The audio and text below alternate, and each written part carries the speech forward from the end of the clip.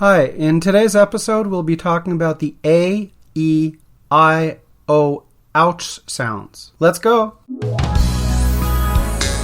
Canadian English. Quirky, eh?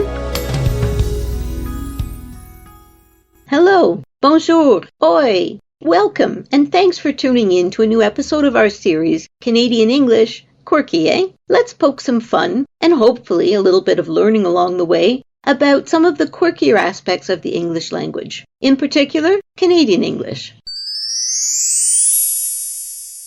Even as a native English speaker and ESL teacher, there's a topic that I'm hard-pressed to present with any rational explanation. It's what I call the ouch words. My name is Lawrence, but my friends call me Lauri. And everywhere I go outside of Canada, I'm quickly identified by my Canadian accent. The funny thing is, I don't hear it myself. I will concede that I pronounce the words out and about in a distinctly Canadian fashion. But I definitely do not get the oot and a boot that people seem to hear. But I digress. Those are not my ouch words.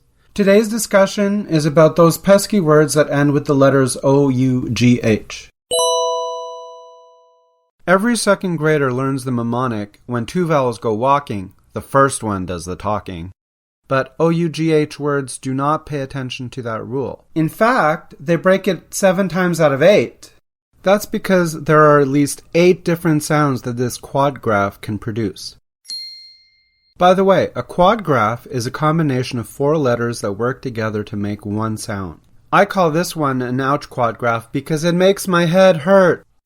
Let's go! The first sound is the easy one, the one that follows the rule. The sound is O. It is found in the words though, although, thorough, which means complete, borough, as in a division of a city like Scarborough, and furlough, which so many of us have experienced during COVID, a temporary layoff from work.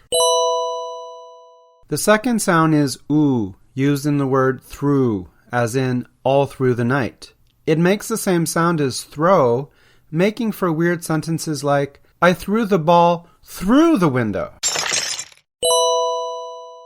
The third variation is do, just the way Homer Simpson says it. Do! That's how you pronounce D-O-U-G-H, used to make bread, or dough as slang for money. Come to think of it, both bread and dough are slang for money. The next sound is uff. This one has no rhyme or reason, unless you think that you can never be rough and tough enough. And just to throw you for a loop, in case you think you've mastered the oof sound, we have the off sound. You will use it when you cough, or when pigs eat from a trough. Based on this, you would expect the same sound to appear in the word hiccough. H-I-C-C-O-U-G-H. Nope. This one is a hiccup. At some point, people must have given up and just started spelling hiccups like it sounds. Moving along, we have the ough variety. It appears in the words snowplow and bow, as in, when the bow breaks, the cradle will fall. Confusing because the word bow, to bend from the waist, is spoken just like it is spelled. Then, there's the word slough, S-L-O-U-G-H. It's a two-way street. When pronounced slow, it is another word for a swamp. When pronounced slough, it means to discard skin. Just when you thought the list should end, I'm going to add a T to the end of our quadgraph and you get the OT sound. Did you catch it?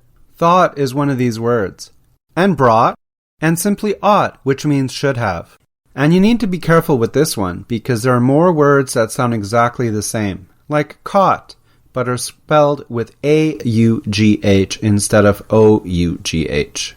You will know you've caught on when you can correctly read this sentence.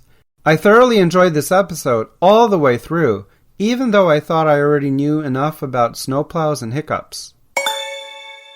Of course, you'll require a lot more tips to help you blend into the crowd in the Great Wide North, so don't forget to tune in to our next episode. We hope you enjoyed today's episode. Please take a moment to give us your feedback and like us with a big thumbs up. Feel free to play it again and share it with friends and family. You have been listening to Canadian English, Quirky, eh? A podcast series produced by Brazilian Wave Canada. This project was made possible through the generous support of the Canadian Periodical Fund. If you want to subscribe to this series and have access to exclusive episodes, please sign in at Waveplus.ca. Until then, catch you later. Adieu. Ciao. Stay healthy. Canadian English. Quirky, eh?